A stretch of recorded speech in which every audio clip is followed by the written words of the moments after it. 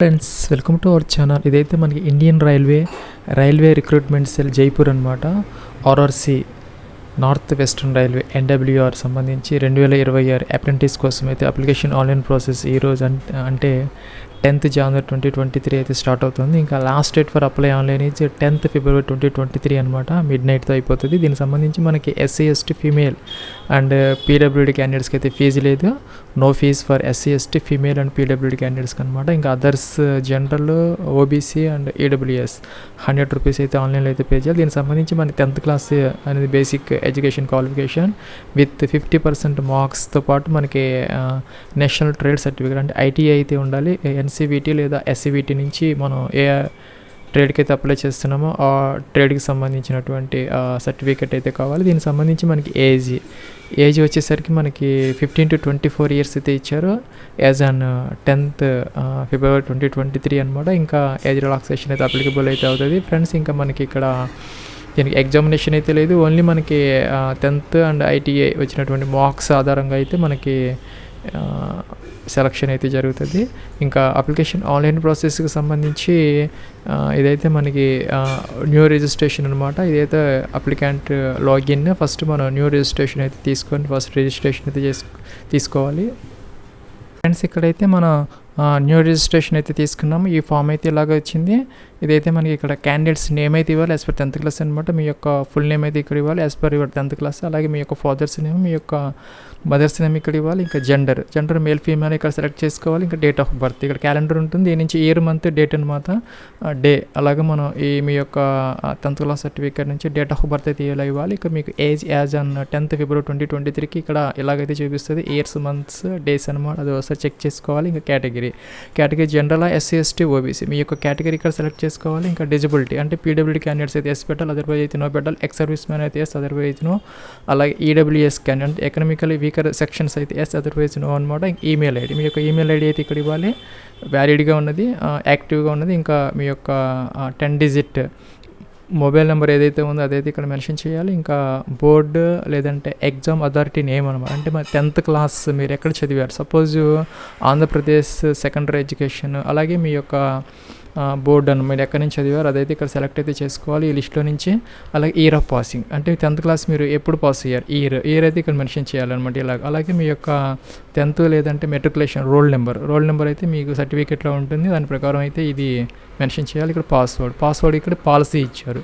Policy ప్రకారం మనకి ఇక్కడ మినిమం మనకి 8 characters అంతకన్నా ఎక్కువ అయితే ఉండాలి పాస్వర్డ్. అలాగే మనకి లోయర్ కేసెస్, అలాగే అప్పర్ కేసెస్ ఉండాలి. ఇంకా నెంబర్స్ ఉండాలి. ఇంకా మనకి ఇక్కడ మనకి ఒక స్పెషల్ క్యారెక్టర్స్ ఇచ్చారు. అదొక స్పెషల్ క్యారెక్టర్, ఒక నెంబరు, ఒక అప్పర్ కేసు, ఒక లోయర్ కేసుతో మనకి మినిమం 8 characters ఒక పాస్వర్డ్ జనరేట్ చేసుకొని అది ఇక్కడ కన్ఫర్మ్ చేయాలి. ఇక్కడ సెక్యూరిటీ కోడ్ ఇచ్చి ఇక్కడ రిజిస్టర్ అయితే చేయాలన్నమాట ఫ్రెండ్స్. ఇక్కడ నేనైతే రిజిస్టర్ అన్నాము. ఇక్కడ మనకి ఇలాగా లాగిన్ ఫామ్ అయితే ఓపెన్ అయింది. ఇక్కడ మనకి లాగిన్ అవ్వడానికి ఈమెయిల్ ఐడి అండ్ పాస్వర్డ్ లేదంటే email ID and date of birth మీరు ఎలాగైనా మీరు ఇచ్చినటువంటి డేట్ ఆఫ్ బర్త్ ఈమెయిల్ ఐడితో లేదంటే ఇచ్చినటువంటి ఈమెయిల్ ఐడి పాస్వర్డ్తో అయితే మనం ఇక్కడ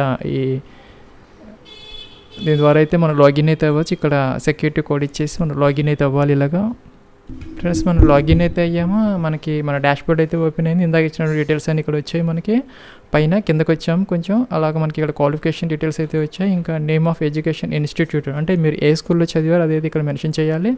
ఇయర్ ఆఫ్ పాసింగ్ ఇందాక ఆల్రెడీ ఇచ్చాము. రోల్ నెంబర్ ఇచ్చాము. ఇక్కడ మ్యాక్సిమం మార్క్స్, అలాగే total marks obtained. Suppose maximum marks 600కి మనకి 500 అలా వస్తే కనుక పర్సంటేజ్ మనకి 83.33 ఆటోమేటిక్గా అయితే వస్తుంది.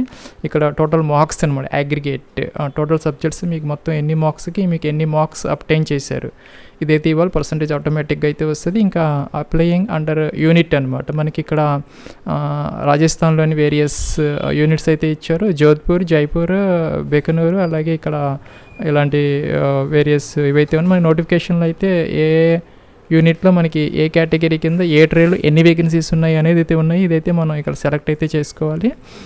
అది సెలెక్ట్ చేసుకున్న తర్వాత కిందకి వచ్చేయాలి మన టెక్నికల్ క్వాలిఫికేషన్ డీటెయిల్స్ అనమాట. Please note if you have not passed ITI in below relevant trade in the below drop down list you are not eligible అనమాట.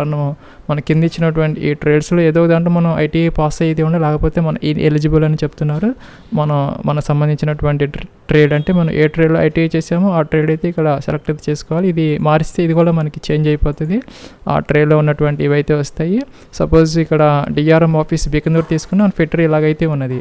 అలాగే మీకు ఏ ట్రేడ్లో అయితే సర్టిఫికేట్ ఉందో ఆ ట్రేడ్ మనం అయితే చెక్ చేసుకోవాలన్నమాట. ఇది మార్చుకుంటే ఇవన్నీ ఇక్కడ మన ట్రేడ్స్ మారిపోతాయి. సో ఇక్కడ మనకి అప్లికేషన్ ఫర్ ట్రేడ్ మన ఫిటర్లో చేసాం కాబట్టి ITI పాస్ మనం ఫిటరే చేయగలం అనమాట ట్రేడ్. అలాగే ఇయర్ ఆఫ్ పాసింగ్ అని ITI అనమాట. సపోజ్ ఇక్కడ ఇయర్ అయితే ఇలా ఇవ్వాలి. ఇంకా సర్టిఫికెట్ అనమాట, NCVT లేదంటే SCVT నెంబర్ మీ యొక్క ITI సర్టిఫికేట్లో ఉంటుంది, దాని నుంచి ఈ నెంబర్ అయితే మెన్షన్ చేయాలి. ఇంకా date of certificate issues, ITI ఎప్పుడు మీరు పాస్ అయ్యారో దానికి సంబంధించిన డేట్, ఆ సర్టిఫికేట్ ఎప్పుడు ఇష్యూ అయింది మీ సర్టిఫికేట్లో ఉంటుంది ఆ డేట్, అదైతే ఇలాగా మనం సెలెక్ట్ అయితే చేసుకోవాలి. ఇంకా నెక్స్ట్ మ్యాక్సిమం మార్క్స్ ITIలో మీకు ఎన్ని మార్క్స్ అప్టైన్ చేశారు, ఇక పర్సంటేజ్ అయితే ఆటోమేటిక్గా వస్తుంది. ఇంకా నేమ్ ఆఫ్ ఇన్స్టిట్యూట్, మీరు ఏ ఇన్స్టిట్యూట్లో ITI చేశారో అదైతే ఇక్కడ మెన్షన్ చేయాలి. ఫ్రెండ్స్ ఇక్కడ మనకి పర్సంటేజ్ ఆఫ్ మార్క్స్ ఇంకా యావరేజ్ పర్సంటేజ్ A+B అనమాట. A+B అంటే మనం పైన ఇచ్చినటువంటి ఇదైతే A అనమాట. ఇక్కడ పర్సంటేజ్ A అని ఇచ్చారు అంటే 10th క్లాస్ పర్సంటేజ్. అలాగే B అంటే ఇక్కడ మనం ఐటీకి ఇచ్చినటువంటి పర్సంటేజ్. టోటల్ యావరేజ్ అయితే ఇక్కడ వచ్చిందనమాట. A+B/2 అంటే 2 అంటే యావరేజ్ అనమాట. అంటే =C అయితే వచ్చింది మనకి. Total ITI and 10th class మీద మనకి ఇచ్చినటువంటి percentage 81.67 as per this marks మనం ఇచ్చినటువంటి ప్రకారం అనమాట. సపోజ్ మనం ఇలా మారిపోతే ఇది కూడా అయితే మనకి మారిపోతుంది అనమాట. దాని ప్రకారం అయితే వస్తుంది. దీని ప్రకారం మనకి సెలక్షన్ అయితే జరుగుతుంది. పర్సంటేజ్ అగ్రిగేట్ ఎవరికి ఎక్కువ ఉంటే కనుక ఆ కేటగిరీలో ఆ ట్రేడ్లో ఆ యూనిట్లో అయితే వాళ్ళకైతే సెలక్షన్ జరుగుతుంది. ఇక్కడ అడ్రస్ ఫర్ కమ్యూనికేషన్, ఇక్కడ హౌస్ నెంబర్, లొకాలిటీ అయితే ఇవ్వాలి, village, street number, street name, town అయితే ఇవ్వాలి, ఇక్కడ సిటీ ఇవ్వాలి, ఇక్కడ స్టేట్, మీరు ఏ స్టేట్ అయితే ఆ స్టేట్, తెలంగాణ, ఆంధ్ర తెలంగాణ అలాగా మీరు మీ యొక్క అడ్రస్లో నుంచి స్టేట్ అనమాట. అలాగే డిస్ట్రిక్ట్ అయితే ఇక్కడ సెలెక్ట్ అయితే చేసుకోవాలి. ఇంకా పిన్ కోడ్ అయితే ఇక్కడ ఇవ్వాలి. ఇంకా మనకి ఇక్కడ పర్మనెంట్ అడ్రస్ సేమ్ అయితే ఇది టిక్ ఆన్ చేస్తే ఇక్కడికైతే వచ్చేస్తుంది. ఇంకా next upload photograph and signature అనమాట. ఫోటోగ్రాఫ్ మనకి JPGలో ఉండాలి. ఇంకా మనకి 20 to 70 KB మధ్య అయితే ఉండాలి.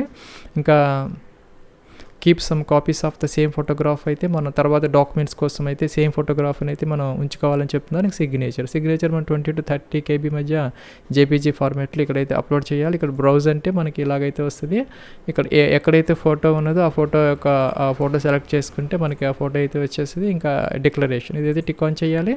ఇంకా ఇక్కడ సేవ్ అండ్ కంటిన్యూ అనమాట. ఫ్రెండ్స్ ఇక్కడ మనకి ఈ క్వాలిఫికేషన్ డీటెయిల్స్ పైన మనకి ఇక్కడ గవర్నమెంట్ అంటే సెలెక్ట్ గవర్నమెంట్ ఐడెంటిటీ అయితే అడుగుతున్నారు. ఆధార్ కార్డు, ఆధార్ ఎన్రోల్మెంట్, ఇంకా డ్రైవింగ్ లైసెన్స్, పాన్ కార్డు లేదంటే ఓటర్ ID అనమాట. ఇదైతే మనం సెలెక్ట్ చేసుకోవాలి. ఆ యొక్క నెంబర్ అయితే ఇక్కడ ఇవ్వాలి. సపోజ్ మన పాన్ నెంబర్ అయితే కనుక ఇలాగా ఏదైతే అది ఆ నెంబరు అలా ఇచ్చేసిన తర్వాత ఇక్కడ నేషనాలిటీ ఇండియన్ అయితే ఇవ్వాలి. ఆటోమేటిక్గా వచ్చింది. మనం కిందకి వచ్చేసేసి ఇక్కడ సేవ్ అండ్ కంటిన్యూ అయితే చేసుకోవాలి. ఇలాగా సేవ్ అండ్ కంటిన్యూ అయితే మన ఇన్ఫర్మేషన్ ఉంది ఇక్కడ విజిబుల్ అయితే అవుతున్నది. ఇక్కడ మన డిక్లరేషన్ అయితే ఇవ్వాలి. ఇంకా సేవ్ అండ్ కంటిన్యూ, ఇంకా ఎడిట్ అయితే అప్లికేషన్ చేసుకోవచ్చు, ఏదైనా మార్పులు ఉంటే చేసుకోవచ్చు, లేదంటే సేవ్ అండ్ కంటిన్యూ. ఇలా సేవ్ అండ్ కంటిన్యూ చేస్తే if you want recheck your application form అని వస్తున్నది. ఇక్కడ క్లిక్ చేసి మనం రీచెక్ చేసుకోవచ్చు, అంటే ఎడిట్ చేసుకోవచ్చు మనం ఇచ్చినటువంటి ఇన్ఫర్మేషన్ని. లేదంటే if you lock your form detail editing not allowed at any stage, మనం ఇది క్లిక్ చేస్తే లాక్ అయిపోతుంది, మనం ఎడిట్ చేసుకునే అవకాశం అయితే ఉండదు. లాక్ చేసాము. పే ఫీజ్ అన్న దీని మీద క్లిక్ చేసాం. మనకి ఇక్కడ ఈ పేమెంట్ గేట్వే అయితే ఓపెన్ అవుతుంది. మనకి ఇక్కడ ఇచ్చినటువంటి నేమ్స్ డీటెయిల్స్ అన్నీ అయితే వచ్చాయి. ఇక్కడ కిందకు వచ్చేయాలి. మనం డెబిట్ కార్డ్, క్రెడిట్ కార్డ్ ఇలా వచ్చాయి.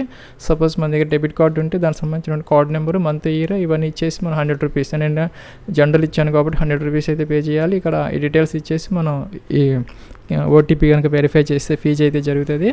ఇది ఫ్రెండ్స్ మనకి RRC జైపూర్ NWR అప్రెంటిస్కి సంబంధించి application online process. Wish all the best and success. Have a nice day.